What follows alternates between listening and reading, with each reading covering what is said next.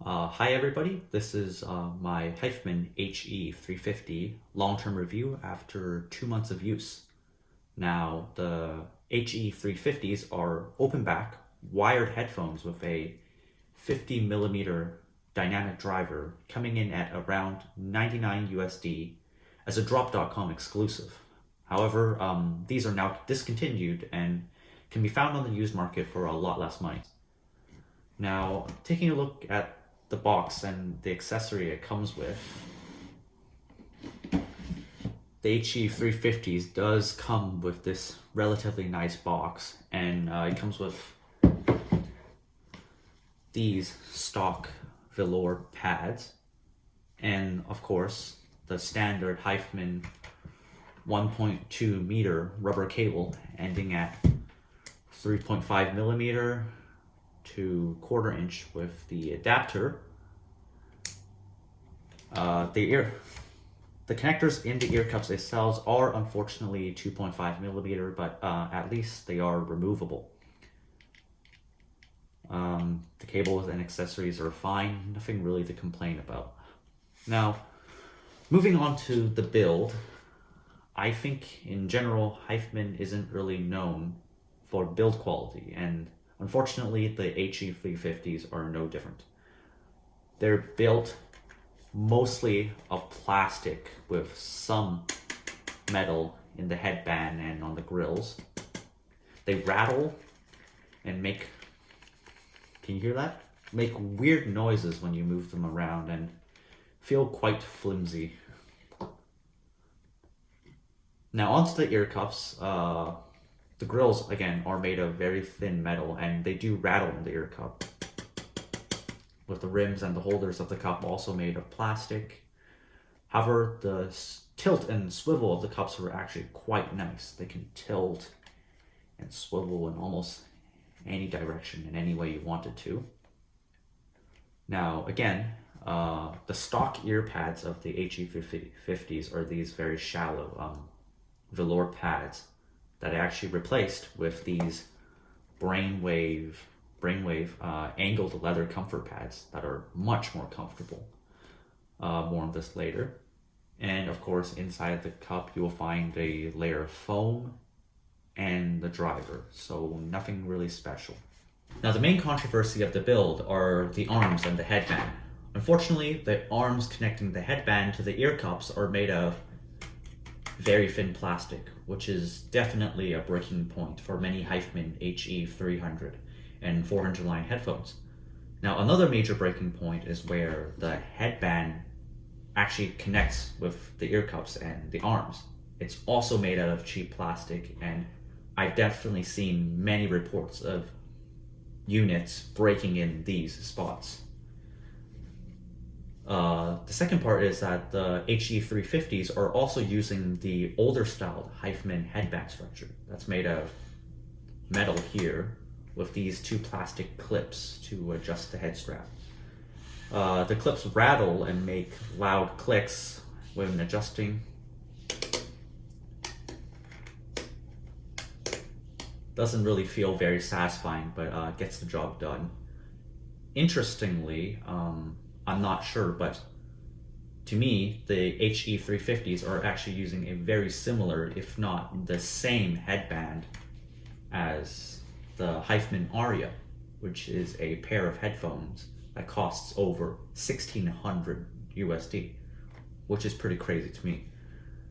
Now, in summary, the build is mediocre at best, even for a budget headphone.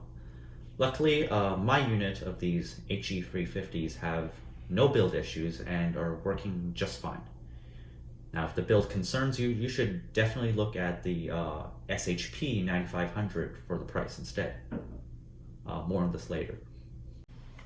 Now, moving on to comfort, the major complaint I had is that with the original HE-350 velour pads that were included, they were pretty shallow and not very comfortable for me.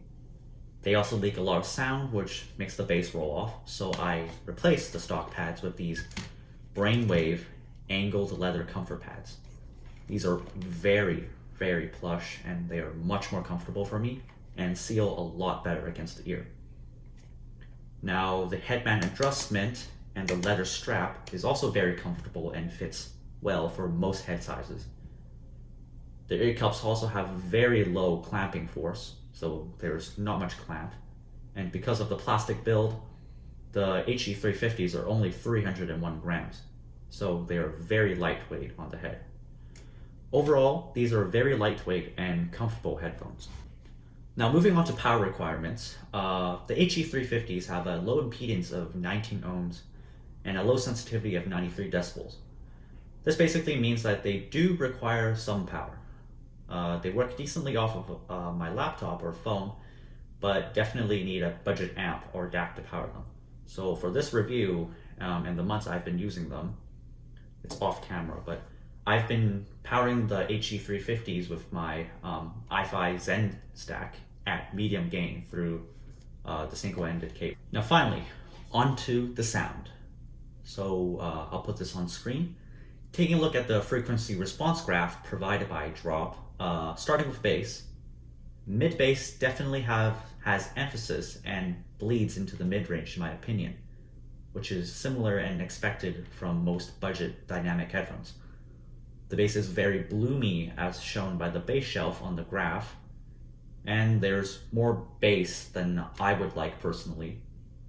The sub-bass definitely does not reach very low as it rolls off at around 20 Hz on the graph. So bass in general on the HE-350 is not very well controlled and extended. Doesn't have much detail to the bass and is mostly just amount in my opinion. However, the amount of bass it does have punches decently hard. So on a song I used to test bass, End Like This by Steve Aoki, there is a huge bass drop at the beginning of the chorus that should extend very low and hit extremely hard.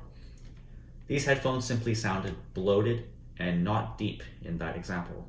However, just to note, this is just one song as an example.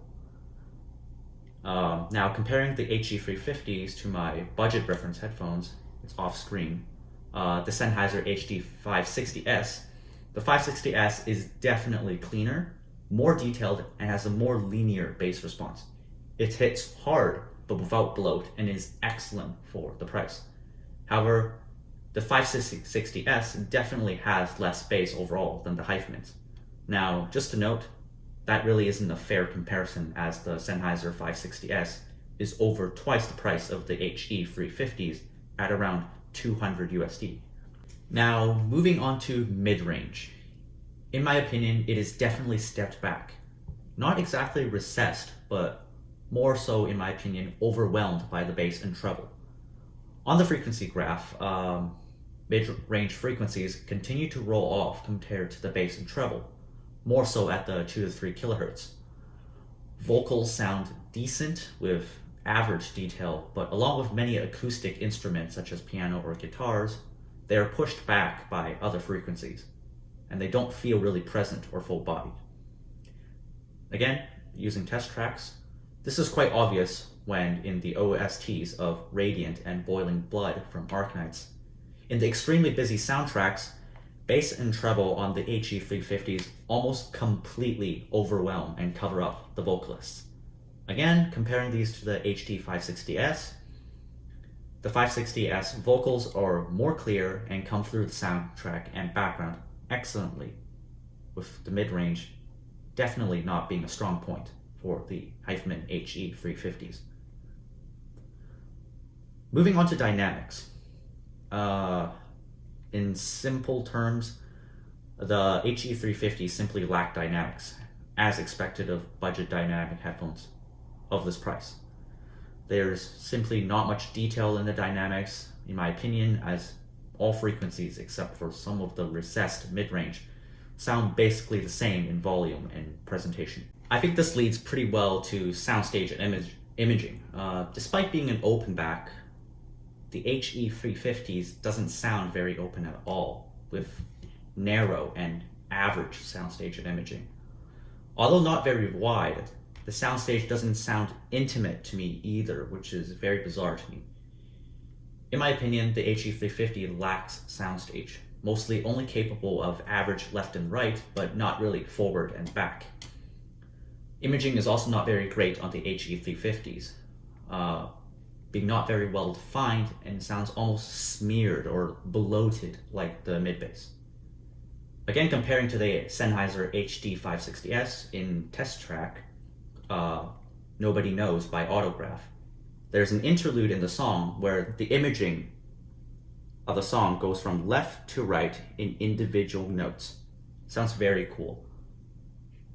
The HE350 sounds smudged or blurry and bloomy in comparison as it tries to perform the imaging while the Sennheisers can precisely image individual points across the soundstage. So it is much better. Again, the Sennheisers aren't really a fair comparison. They're twice the price. Finally, onto the controversial treble and sibilance. The HE350 definitely has increased treble than most headphones. As shown in the graph, basically anything above 5 or 6 kilohertz is elevated a lot more than other frequencies, except for the 9K dip and the roll-off after 20K, which is expected. S and T sounds are very sharp and pronounced, with hi-hats and cymbals of drums being particularly very apparent. Sometimes even electric guitars and violins can sound very sharp and fatiguing. So if you are sensitive to higher frequencies, the HE350s are definitely not for you. However, even though I'm relatively sensitive to treble and sibilance, after using the HE350s for a few months, it has definitely calmed down in the highs, kind of like burn-in. With the highs now calmed down, the details and trebles are definitely the highlight of these headphones in my opinion. They're now less sharp and fatiguing. The treble is now pronounced, but more detailed and enjoyable than the HD560S in my opinion. So if you do like higher frequency details and focused treble, these are great for the price after that burn-in. Now, comparing these to some other headphones and competitors mentioned above, the Sennheiser HD560S aren't really a fair comparison. They're twice the price. However, the main competitor to these HE350s, in my opinion, is the Philips SHP 9500 for its similar price and treble characteristics. Now, I do not have the SHPs, so I don't know how they directly compare, but if you are looking for a sound signature focusing on the treble, these are both great options. However, if you can save more, I definitely recommend the Sennheiser HD560S. It is a more balanced reference headphone that is almost great in every area and outclasses these HE350s in almost every area. Now, in conclusion, after burn-in, I do enjoy the highs of the HE350s as well as its comfort. So I do personally recommend the HE350s as a comfortable working headphone, only if you like the sound, you don't mind the build quality, and you can find a good deal used since they are now discontinued. I actually bought these headphones used with the extra brainwave pads for only around $40.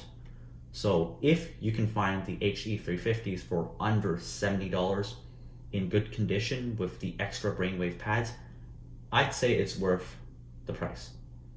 Now, for around the same price, that $70, you can also get a new pair of SHP 9500s, which have better build quality, but I'm not sure if they sound as well or as good as the HE350s. But both are excellent options for budget dynamic headphones of the price. So that's all for my review of the HiFiMAN HE350s. So next I will be reviewing these TFZ Series 4 IEMs. These are great budget IEMs, and I hope you look forward to my next review, and thanks for watching.